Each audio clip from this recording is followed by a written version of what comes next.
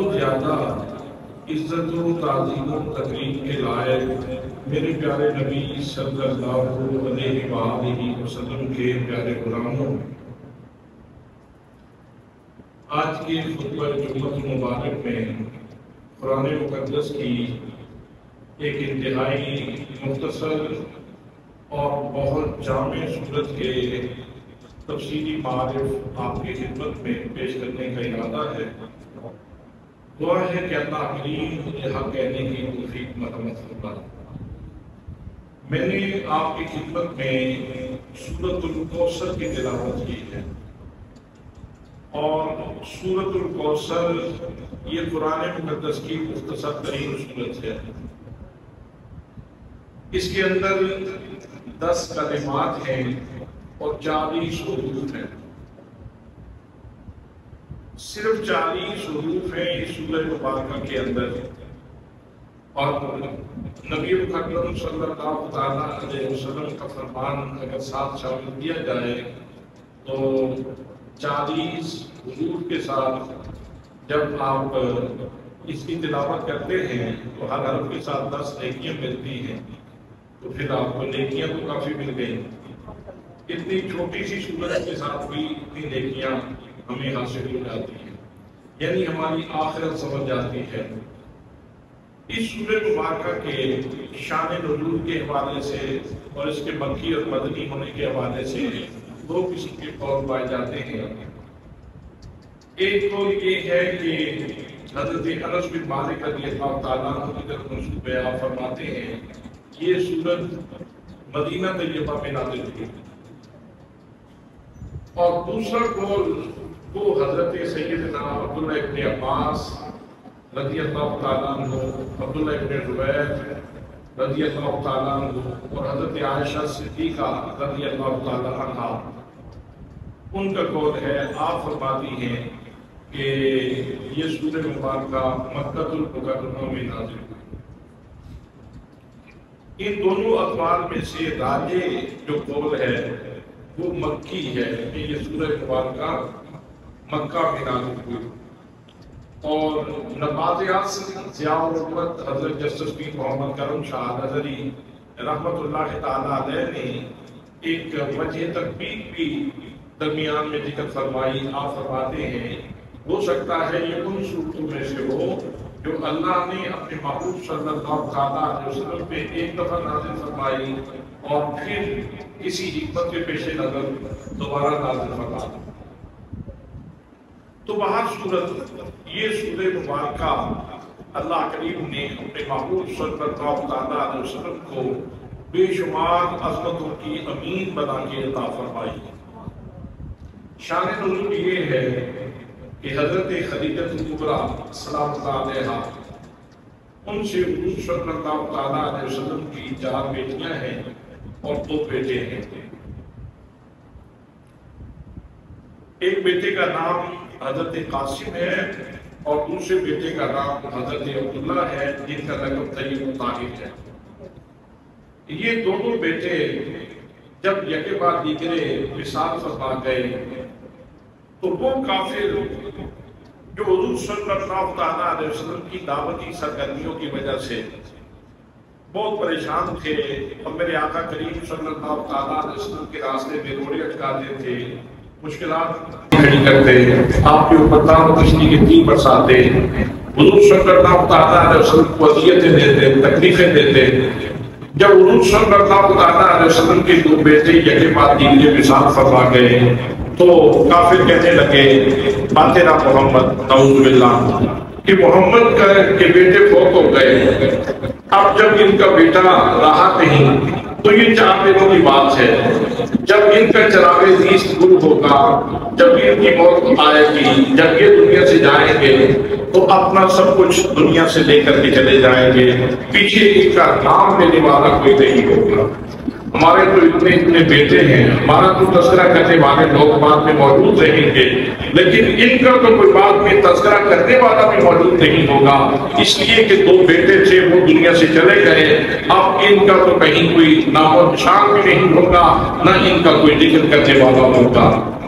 جب کافروں نے اللہ کے محبوب صلی اللہ علیہ وسلم کے بارے میں یہ حادثہ سرائی کی اور یہ غیر پارلیمانی زبان استعمال کی، یہ غیر سنجیدہ لہجے اختیار کیے، وہ اللہ کریم نے اپنے محبوب صلی اللہ علیہ وسلم کی شان و عظمت بیان کرتے ہوئے ارشاد فرمایا اِنَّا أَعْطَيْنَاكَ الْكَوْثَرَ، اے محبوب ہم نے آپ کو جو کچھ عطا کیا ہے تھوڑا نہیں عطا کیا، بے حساب عطا کیا۔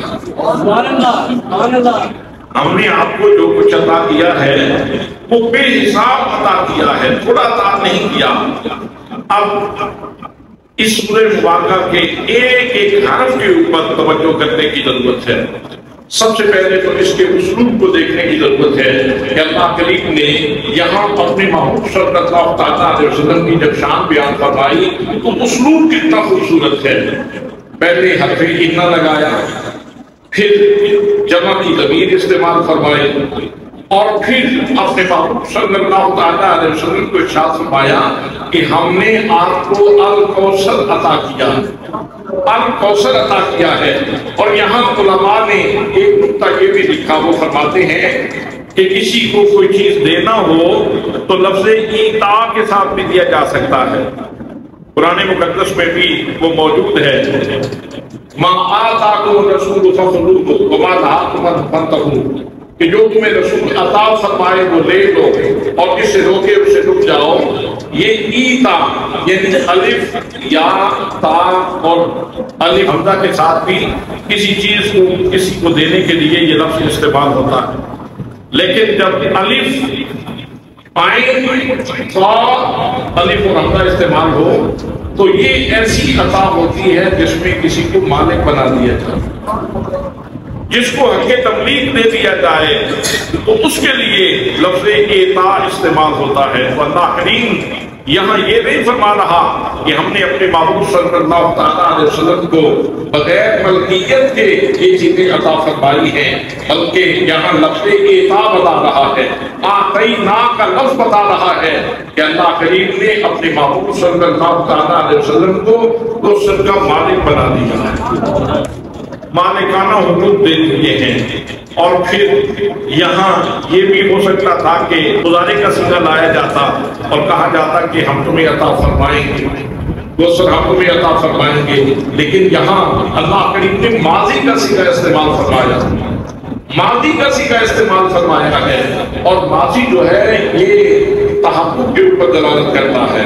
اس کا مطلب یہ ہے کہ یہ واقعہ ہو چکا ہے، یہ واقعہ ہو چکا ہے کہ ہم نے آپ کو الکوثر کا مالک بنا دیا ہے۔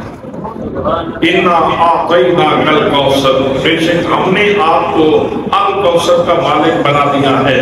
اور پھر جہاں بھی اللہ کریم نے اپنے محبوب صلی اللہ علیہ وسلم کی عظمتوں کا چرچا کیا وہاں اللہ کریم نے پہلے اپنی شان بیان فرمائی، جیسے جب معراج کی رات اپنے محبوب صلی اللہ علیہ وسلم کو اپنے حریم ناز میں بلایا تو فرمایا سبحان الذی اسری بعبدہ لیلا من المسجد الحرام الی المسجد الاقصی، پاک ہے وہ رات جو حضرت محمد مصطفیٰ صلی اللہ علیہ وسلم کو رات و رات لے گئی، جس نے سیر کروائی اپنے محبوب کو مسجد حرام سے مسجد اقصی تک۔ تو یہاں اللہ کریم نے اپنے محبوب کے سیر نامے کو بیان کرنے سے پہلے اپنی شان بیان فرمائی۔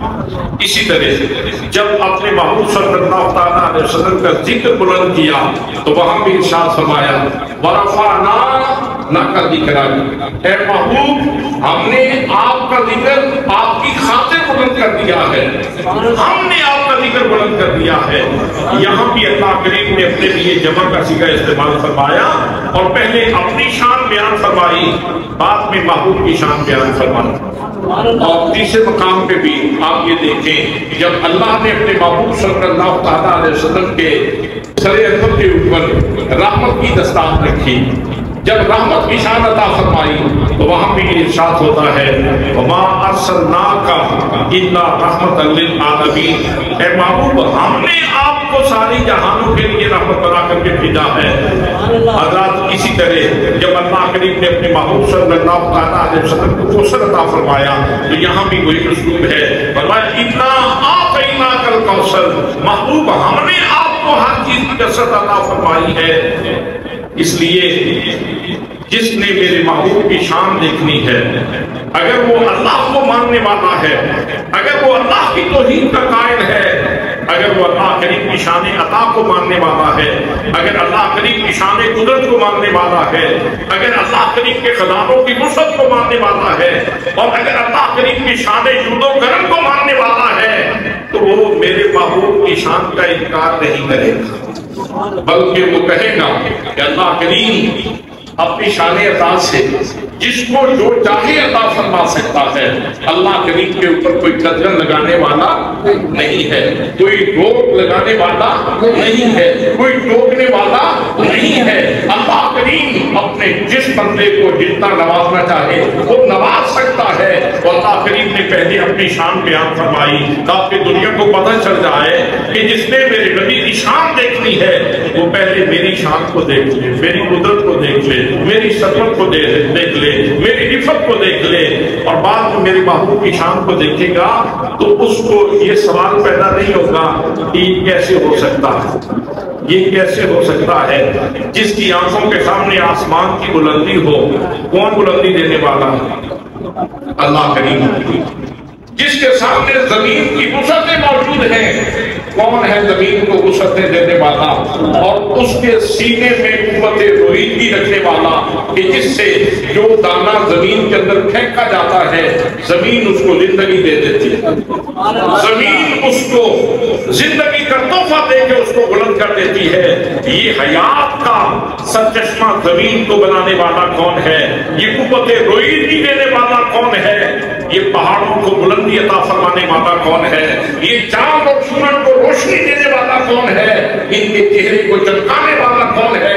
اور اگر انسان چشمے حقیقت کو شاہ رکھتا ہو اور آنکھیں کھلی رکھتا ہو تو پھر اس کو پتہ چل جاتا ہے کہ وہ پروردگار عالم جو چاند و سورج کو یہ روشنی عطا فرما سکتا ہے، جو پہاڑوں کو بلندی عطا فرما سکتا ہے، جو آسمانوں کو بلندی عطا فرما سکتا ہے، جو زمین کے اندر قوت حیات رکھ سکتا ہے، وہ اگر اپنے محبوب کو نوازنا چاہے تو اس کے اوپر کوئی پابندی نہیں، وہ اپنے محبوب کو بھی نواز سکتا ہے۔ اللہ کریم نے ارشاد فرمایا کہ محبوب اِنَّا أَعْطَيْنَاكَ الْكَوْثَرَ، ہم نے آپ کو جو چیز بھی عطا فرمائی ہے وہ تھوڑی عطا نہیں فرمائی، وہ کثرت سے عطا فرمائی۔ سبحان اللہ۔ اب یہاں جو الکوثر کا لفظ ہے اس کے مصادیق کو بعد میں عرض کرتا ہوں۔ لفظ کوثر یہ صفت کا صیغہ ہے اور قاعدہ یہ ہے کہ ہمیشہ موصوف اور صفت اکٹھے ذکر کیے جاتے ہیں۔ موصوف صفت کا ذکر کیا جاتا ہے، دونوں کا اکٹھا ذکر کیا جاتا ہے، لیکن بسا اوقات حکمت کی وجہ سے موصوف کو ذکر نہیں کیا جاتا لیکن مراد دیا جاتا ہے۔ تو یہاں اللہ کریم نے موصوف کا ذکر نہیں کیا، صرف صفت ذکر کر دی۔ اور نواز اعظم ضیاء الامت حضرت جسٹس پیر محمد کرم شاہ الازہری رحمۃ اللہ تعالیٰ علیہ نے تفسیر ضیاء القرآن کے اندر لکھا، آپ فرماتے ہیں اگر کسی ایک موصوف کا تذکرہ کر دیا جاتا تو بات محدود ہو جاتی، یہاں موصوف جو بھی مراد دیا جائے وہ مراد دیا جا سکتا ہے، اس لیے کہ اللہ کریم نے اپنے محبوب صلی اللہ تعالیٰ علیہ وسلم کو جو چیز بھی عطا فرمائی ہے وہ کثرت سے عطا فرمائی ہے۔ مثلا الکوثر کا مصداق یہ حوض کوثر ہو سکتا ہے۔ اللہ نے حوض کوثر چھوٹا نہیں دیا، بہت بڑا دیا۔ پیاسے کتنے ہوں گے، پینے والے کتنے ہوں گے؟ حضرات محترم جتنے بھی پینے والے ہوں گے میرے آقا کریم صلی اللہ تعالیٰ علیہ وسلم نے ارشاد فرمایا حوض کوثر میں پیالے اتنے ہوں گے کہ جتنے آسمان کے تارے ہیں بلکہ ان سے بھی زیادہ ہوں گے۔ سبحان اللہ۔ جس حوض کوثر کے اوپر پیالے اتنے ہیں اس کی وسعتوں کا اندازہ کون لگا سکتا ہے؟ اور پھر میرے آقا نے ارشاد فرمایا حوض کوثر کے چار کونوں پہ چاروں خلفاء موجود ہوں گے، جو لوگ آئیں گے ان کو میرے خلفاء جام بھر بھر کے پلائیں گے۔ کسی کو صدیق اکبر نواز رہے ہوں گے، کسی کو فاروق اعظم عطا فرما رہے ہوں گے، کسی کو عثمان غنی جام ملا رہے ہوں گے، اور کسی کو علی حیدر کرار اس کی تشنگی بتا رہے ہوں گے، اس کی پیاس بتا رہے ہوں گے۔ اللہ نے اپنے محبوب کو جو عہدے کوثر عطا فرمایا ہے وہ بھی چھوٹا نہیں ہے، وہ بھی کثرت والا عطا فرمایا ہے۔ اس کا دوسرا مصداق نہر کوثر ہے کہ اللہ کریم نے اپنے محبوب صلی اللہ علیہ وسلم کو نہر کوثر عطا فرمایا، یعنی موصوف نہر ہوگا اور الکوثر اس کی صفت ہوگی۔ الکوثر اس کی صفت ہوگی کہ ہم نے اپنے محبوب کو جو نہر کوثر عطا فرمائی ہے وہ بھی چھوٹی نہیں ہے، وہ بھی بڑی وسعتوں کی مالک ہے، وہ بھی بڑی وسعتوں کی مالک ہے۔ اور حضرات محترم، اس کا ایک موصوف وہ یہ ہے کہ ہم نے اپنے محبوب صلی اللہ علیہ وسلم کو جو نبوت عطا فرمائی ہے وہ زمان و مکان میں محدود عطا نہیں فرمائی، بلکہ ہم نے کثرت والی نبوت عطا فرمائی جو نہ زمان میں سمانے والی ہے اور نہ مکان میں سمانے والی ہے۔ زمان و مکان کی حدود تو ختم ہو جائے گی اور محمد مصطفیٰ صلی اللہ علیہ وسلم کی نبوت سب زمانوں کو جامع ہے اور سب مکانوں کو جامع ہے۔ اللہ نے اپنے محبوب صلی اللہ علیہ وسلم کو اتنی شان والی نبوت عطا فرمائی۔ اسی لیے تو اللہ کریم نے اپنے محبوب صلی اللہ علیہ وسلم کے اس خد انور کے اوپر ختم نبوت کا تاج رکھا۔ پہلے نبوتیں آتی رہی، یا زمان میں محدود تھی یا مکان میں محدود تھی، نبی آتے رہے، کوئی کسی زمانے کے لیے اور کوئی کسی مکان کے لیے آتا رہا، لیکن جب حضور صلی اللہ علیہ وسلم تشریف لائے اللہ کریم نے زمان و مکان کی حدودیاں توڑ کر ارشاد فرمایا وما ارسلناک الا رحمۃ للعالمین، ہم نے آپ کو تمام جہانوں کے لیے رحمت بنا کر کے بھیجا ہے۔ جس کے لیے میرے رسول ہیں اس کے لیے میرے رسول کی رحمت بھی موجود ہے اور نبوت بھی موجود ہے۔ اس لیے کہ یہاں ارسلنا فعل پہلے ذکر کیا ہے اور رحمت کا ذکر بعد میں کیا ہے کہ جس کے لیے میرا رسول ہے اس کے لیے میرے رسول کی رحمت بھی موجود ہے۔ اس کا ایک موصوف الکوثر کا وہ امت کثیر ہے۔ محبوب ہم نے آپ کو کثرت کے ساتھ امت سے نوازا ہے، کثیر امت عطا فرمائی ہے۔ اور اس کا ایک مصداق، اس کا ایک موصوف وہ رفع ذکر بھی ہے کہ ہم نے آپ کو رفعت ذکر عطا فرمائی ہے اور وہ کثرت سے عطا فرمائی۔ کافر تو کہتے ہیں کہ تمہارا نام لینے والا کوئی نہیں ہوگا، لیکن محبوب میں جانتا ہوں کہ تجھے میں نے کتنی شانیں عطا فرما رکھی ہیں۔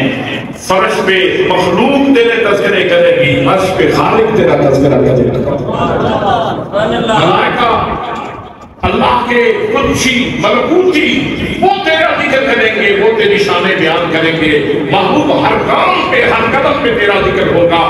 حضرات محترم، آج آپ یہ دیکھیں رنگ و نسل کی تمیز اٹھ گئی اور آج کوئی کالا ہے، کوئی گورا ہے، کوئی عربی ہے، کوئی اجمی ہے، کوئی شامی ہے، کوئی یمنی ہے، کوئی پاکستان کا رہنے والا ہو، کوئی انڈونیشیا کا رہنے والا ہو، کوئی امریکہ کا رہنے والا ہو، کوئی برطانیہ کا رہنے والا ہو، کوئی کویت کا رہنے والا ہو، کوئی ایران کا رہنے والا ہو، ہر بندے کی زبان کے اوپر میرے آقا کریم صلی اللہ علیہ وسلم کے تذکرے موجود ہیں۔ جا بجا گام گام پہ میرے آقا کریم صلی اللہ علیہ وسلم کی بات ہوتی ہے۔ سچ فرمایا میرے رب نے، محبوب ہم نے آپ کو رفعت ذکر بھی کثرت سے عطا فرمایا۔ کون سی زبان ہے دنیا میں ہر 40 کلومیٹر کے بعد لہجے بدل جاتے ہیں، ہر 40 کلومیٹر کے بعد لہجے بدل جاتے ہیں، زبان کا انداز بدل جاتا ہے، لیکن کون سا لہجہ ہے جس لہجے کے اندر میرے آقا کی تعریف نہیں کی گئی؟ کوئی اردو بولے، کوئی عربی بولے، کوئی فارسی بولے، فارسی میں پھر کئی لہجے، عربی میں پھر کئی لہجے، اردو میں پھر کئی لہجے، سنسکرت میں پھر کئی لہجے، عبرانی میں پھر کئی لہجے، تبرانی میں پھر کئی لہجے۔ کتنی زبانیں دنیا میں وجود میں آئی اور کوئی زبان ایسی نہیں جس زبان اور جس لہجے میں محمد مصطفیٰ صلی اللہ علیہ وسلم کی تعریف نہیں ہوئی، میرے آقا کی مدح سرائی نہیں ہوئی۔ وہ عطا کریم نے سب فرمایا کہ محبوب ہم نے آپ کو رفعت ذکر بھی کثرت سے عطا فرمائی۔ ہر لہجہ مشرف ہے آپ کے ذکر سے، ہر زبان مکرم ہے تمہارے ذکر کی حلاوت سے۔ حضرات محترم، اللہ کریم نے ارشاد فرمایا اِنَّا أَعْطَيْنَاكَ الْكَوْثَرَ، ہم نے آپ کو رفعت ذکر بھی کثرت سے عطا فرمایا۔ حضرات محترم، الکوثر کا ایک مصداق اولاد کثیر بھی ہے کہ محبوب ہم نے آپ کو کثرت سے اولاد عطا فرمائی۔ باقی سارے جہان میں اولاد باپ کی طرف سے چلتی ہے، باپ کی طرف سے اولاد چلتی ہے، لیکن میرے آقا کریم صلی اللہ علیہ وسلم کے سر انور کے اوپر اللہ نے ختم نبوت کا تاج رکھنا تھا، اس لیے محمد مصطفیٰ صلی اللہ علیہ وسلم کے لیے اللہ کریم نے اس حوالے سے بھی نئے زاویے تشکیل دیے اور فرمایا باقی سارے جہان کی اولاد یہ ان کے بیٹوں سے چلتی ہے، محمد مصطفیٰ کی اولاد ان کی بیٹی سے چلے گی، ان کی بیٹی سے چلے گی۔ اللہ نے بیٹے عطا فرمائے، حضرت سیدہ فاطمہ زہرا کی گود میں وہ شہزادے عطا فرمائے جن کو میرے آقا کریم صلی اللہ علیہ وسلم پیار کرتے ہیں، محبت کرتے ہیں اور کبھی سنتے ہیں اور فرماتے ہیں آزاد ابنایا، حاضان ابنایا، یہ میرے دونوں بیٹے ہیں، ہمارے حالتا یا میرا دنیا، یہ میرے دنیا کے پھول ہیں۔ سبحان اللہ، سبحان اللہ۔ حضرات یہاں سے آپ یہ اندازہ فرمائیں، آپ اگر گلستان میں جائیں، آپ کسی باغ میں چلے جاتے ہیں، باغیچے میں چلے جاتے ہیں، وہاں گلاب بھی ہے، وہاں چمیلی بھی ہے، وہاں موتیا بھی ہے، وہاں اور بھی کئی رنگ کے اور کئی قسموں کے پھول کھلے ہوئے ہیں، لیکن جس پھول کی طرف آپ کی طبیعت مائل ہوگی آپ جا کے اس پھول کو سونگیں، اس پھول کو سونگیں گے اور اس پھول کے حساب سے ہی آپ کے مزاج کی نفاست کا اندازہ ہوگا، یہ گلاب کو پسند کرنے والا ہے، یہ موتیے کو سونگنے والا ہے، یہ چمیلی کو سونگنے والا ہے۔ حضرات محترم، جب میرے آقا کریم صلی اللہ علیہ وسلم حسنین کریمین کو سونگتے ہیں اور ساتھ یہ فرماتے ہیں ہمارے ہاں لطائف من الدنیا، تو یہاں سے دونوں چیزیں واضح ہوتی ہیں، ان کی قدر و منزلت بھی واضح ہوتی ہے، محمد مصطفیٰ کے مزاج کی نفاست بھی واضح ہوتی ہے۔ نعرہ تکبیر، نعرہ رسالت، نعرہ تحقیق، نعرہ حیدری، حمایہ علیہ سنت۔ تو فرمایا محبوب ہم نے آپ کو کثرت سے اولاد عطا فرمائی۔ آج آپ دیکھیں دنیا کا سروے کر دیں، آپ کو کسی علاقے میں گوندر ملیں گے، کسی علاقے میں آپ کو چیموں کی کثرت ملے گی، کسی علاقے میں آپ کو گجر کثرت سے ملیں گے، کسی علاقے میں آپ کو ملے کثرت سے ملیں گے، کسی علاقے میں آپ کو کوئی اور کاسٹ، کوئی اور ذات کثرت سے ملے گی، لیکن زمین کے سینے کے اوپر، زمین کے سینے کے اوپر قطب شمالی سے لے کر قطب جنوبی تک اور شرق سے لے کر غرب تک جو نسل زمین کے سینے کے اوپر موجود ہے وہ اولاد محمد مصطفیٰ ہے، وہ اولاد محمد مصطفیٰ ہے۔ سید آپ کو ہر جگہ ملے، سبحان اللہ۔ اولاد فاطمہ آپ کو ہر جگہ ملے گی، سبحان اللہ۔ یہ نبی کریم صلی اللہ علیہ وسلم کی پاکیزہ اولاد، یہ شہزادے آپ کو پوری زمین کے سینے کے اوپر ملیں گے۔ تو باقی کوئی جتنا بھی بڑا ہو، کاسٹ وائز جتنا بھی اپنے آپ کو بڑا تصور کرتا رہے، تو سب کی بڑائیاں اس خاندان کے سامنے گھٹنے ٹیک جاتی ہیں اور ختم ہو جاتی ہیں۔ اور اگر کسی بندے کے پاس ایمان کی حلاوت موجود ہے تو وہ تو ویسے ہی سید کے سامنے بچ جاتا ہے کہ اس کی رگوں میں خون رسول موجود ہے، کہ اس کی رگوں میں خون رسول موجود ہے۔ حضرات محترم، اللہ نے ارشاد فرمایا اِنَّا أَعْطَيْنَاكَ الْكَوْثَرَ، محبوب ہم نے آپ کو اولاد بھی کثرت سے عطا فرمائی، کثرت سے عطا فرمائی ہے، اور صرف تعداد کے اعتبار سے کثیر نہیں، فضائل کے اعتبار سے بھی کثیر۔ وہ اولاد صرف تعدادی اعتبار سے، عددی اعتبار سے کثیر نہیں ہے، وہ اپنے فضل و کمال میں بھی کثیر ہے۔ ایک ایک بندہ لاکھوں کے اوپر بھاری ہے۔ حضرت امام زین العابدین کو دیکھو، آپ حرم شریف میں تشریف لائے، خلیفہ ابو جعفر منصور بھی آیا ہے، اس کے لیے ہٹو بچو کے نعرے بھی لگائے گئے، لیکن لوگوں نے راستہ نہ دیا کہ اللہ کا حرم ہے، لوگ طواف کر رہے ہیں۔ تو اتنی دیر میں حضرت امام زین العابدین تشریف لے آئے، لوگ ہاتھ چومنے لگے، لوگ راستے دینے لگے، لوگ محبت کرنے لگے، لوگ ارادت کا اظہار کرنے لگے، لوگ آپ کے گرد جمع ہونے لگے، خود بخود راستہ ملتا گیا۔ تو خلیفہ ابو جعفر منصور کہنے لگا یہ کون ہے؟ تجاہل عارفانہ اسے کہتے ہیں، جانتے بوجھتے تجاہل عارفانہ برتتے ہوئے کہنے لگا یہ کون ہے؟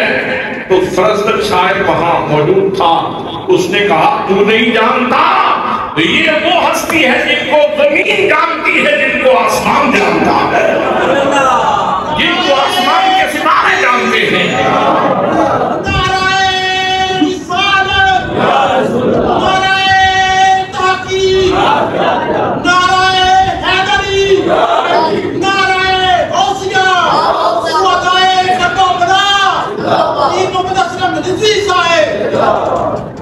یہ تو وہ ہستی ہے جس کو آسمان کے تارے جانتے ہیں، جس کو زمین کے ذرے جانتے ہیں، تم نہیں جانتے۔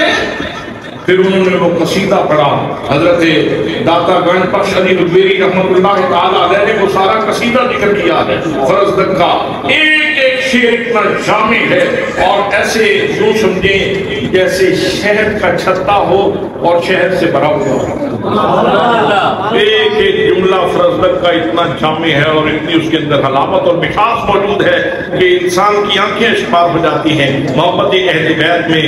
تو میرے دوستو، اللہ کریم نے اپنی محبوب صلی اللہ علیہ وسلم کو جو اولاد عطا فرمائی ہے وہ تعداد کے اعتبار سے بھی کثیر ہے اور فضائل کے اعتبار سے بھی کثیر ہے۔ کون ہے شیخ عبد القادر جیلانی؟ کون ہے شیخ عبد القادر جیلانی؟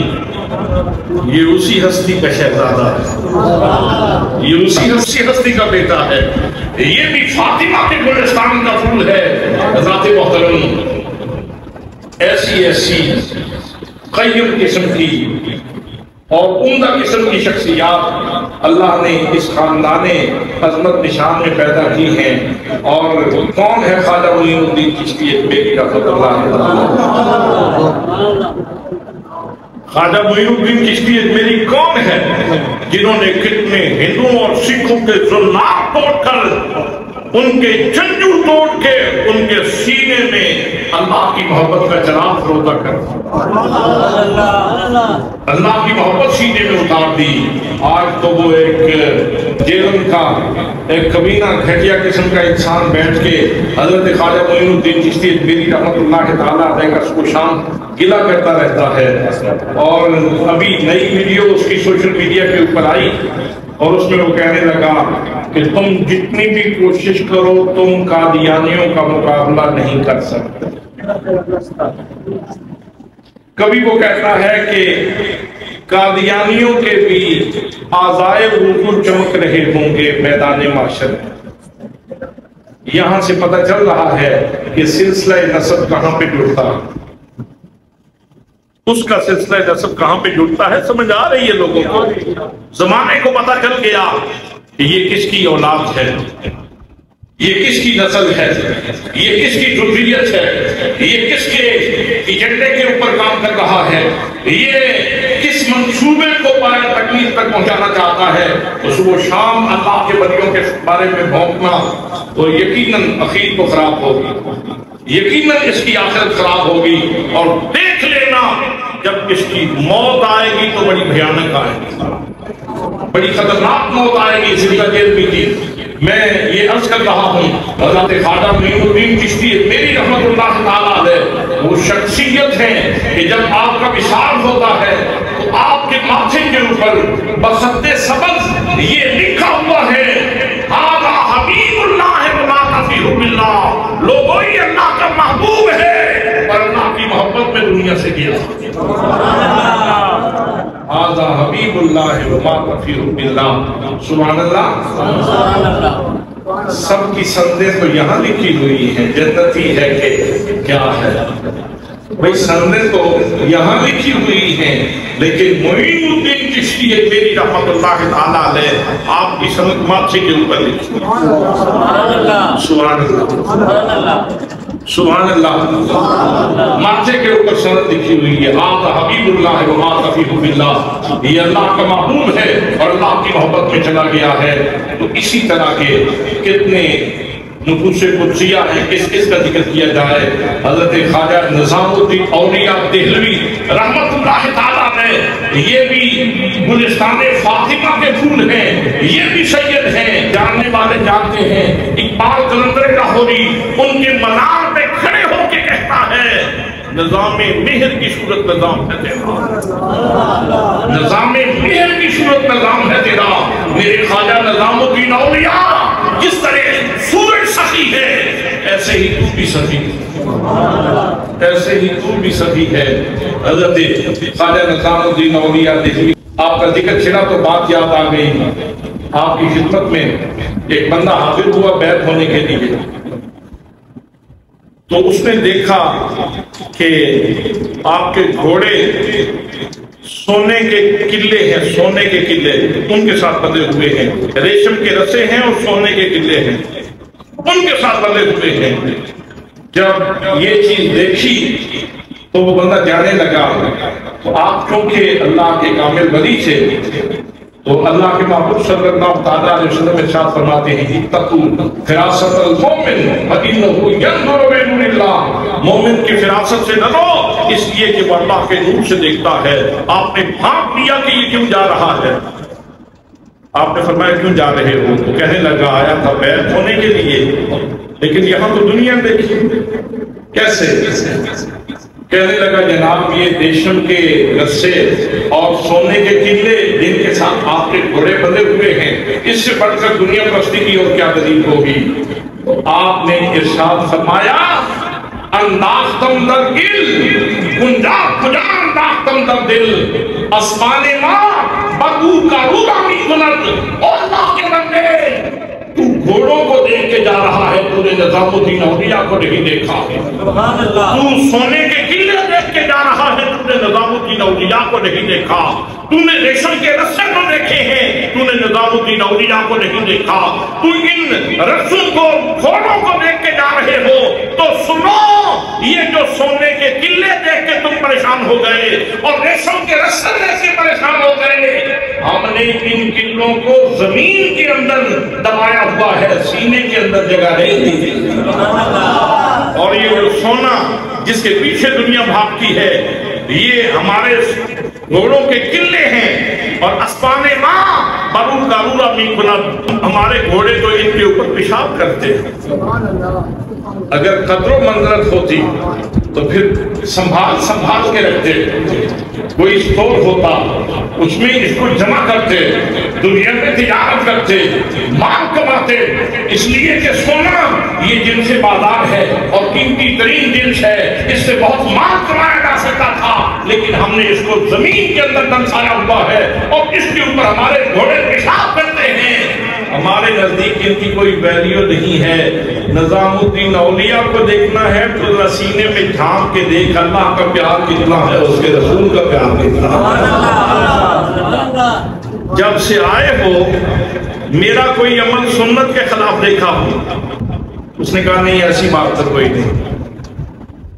تو فرمایا یہ ہے اصل میں بات،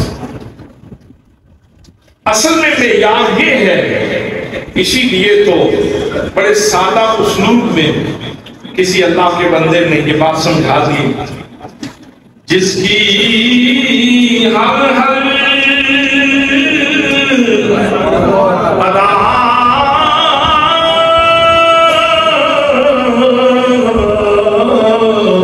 سنت مصطفیٰ، ایسے پیر طریقت پہ لاکھوں سلام، ایسے پیر طریقت پہ لاکھوں سلام، مصطفیٰ جانے رحمت پہ لاکھوں سلام، شمع بزم ہدایت پہ لاکھوں سلام۔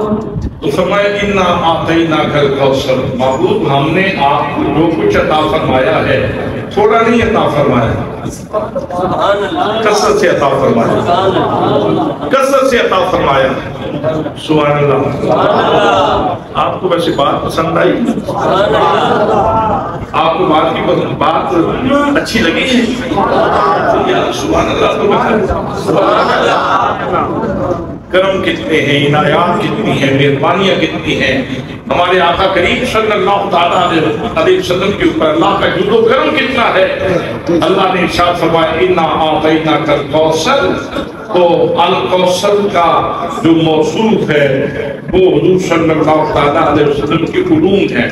اے محبوب ہم نے آپ کو کثرت سے علوم عطا فرمائے، ہم نے آپ کو کثرت سے علوم عطا فرمائے ہیں۔ یہ مختلف مصادیق ذکر کرنے کے بعد پھر اہل محمد مفسرین نے آخر میں ختامہ مسک کر دیا، آخر میں کمال کر دیا۔ وہ فرمانے لگے کتنی باتیں گنیں حضور صلی اللہ تعالیٰ علیہ وسلم کے فضائل میں، کمالات میں، آپ کی شانوں میں، آپ کی رفتوں میں کون کون سی بات ذکر کریں۔ اب یہی کہنا پڑے گا کہ اللہ نے اپنے محبوب کو جو کچھ عطا فرمایا ہے ہر خیر کی کثرت عطا فرمائی۔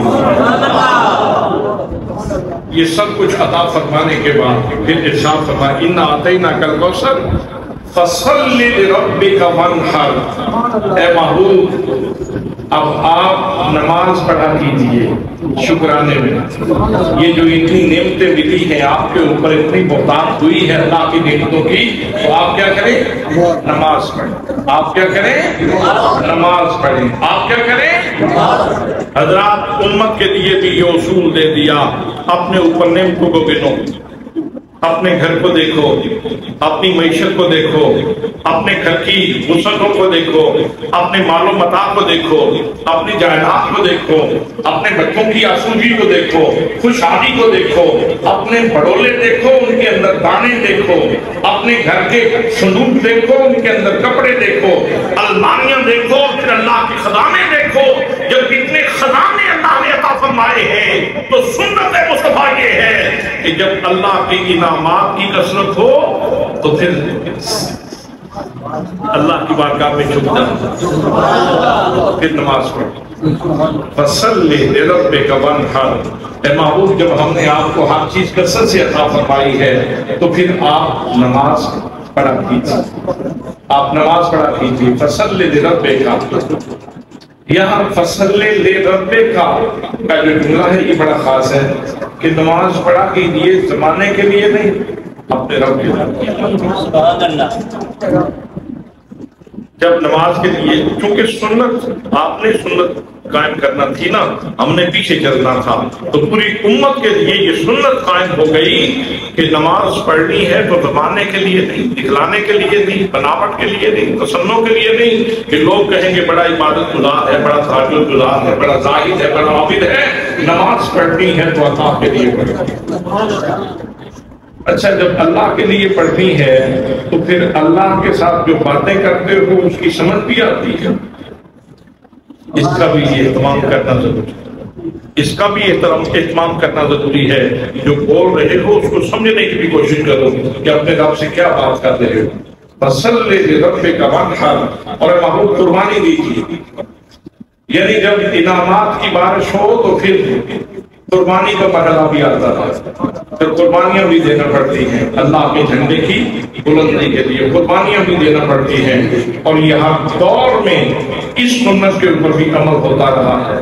قربانیاں مختلف نوعیت کی ہوتی ہیں، حالات کبھی کسی حوالے سے تقاضا کرتے ہیں قربانی دینے کا، اور کبھی کسی حوالے سے قربانی کا تقاضا کرتے ہیں، تو یہ بھی سنت مصطفیٰ ہے کہ انعامات کی بارش ہو تو پھر اللہ کی بارگاہ میں چکو بھی صحیح، نماز بھی پڑھو اور قربانی بھی دو۔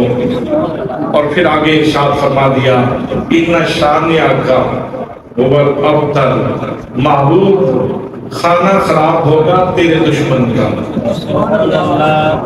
بے شک کھانا خراب ہوگا تیرے دشمن کا، تیرا دشمن ابتر ہوگا، تو چاہے پہلی صدی کا ہو یا 14ویں صدی کا ہو، وہ مسیلمہ کذاب ہو یا دجال قادیان ہو، جو بھی تیرا دشمن ہے کھانا خراب اس کا ہوگا، محمود تیرے چرچے گلی گلی ہوں گے، تیرے ذکر شہر شہر ہوں گے، تیرے جھنڈے نگر نگر میں اٹھائے جائیں گے۔ تو دعا ہے کہ اللہ کریم ہمیں قرآن مقدس کی ان خوبصورتیوں کو اور شان مصطفیٰ صلی اللہ علیہ وسلم کی ان نظافتوں کو سمجھنے کی توفیق نصیب فرمائے۔ وعلیہ البلاغ المبین۔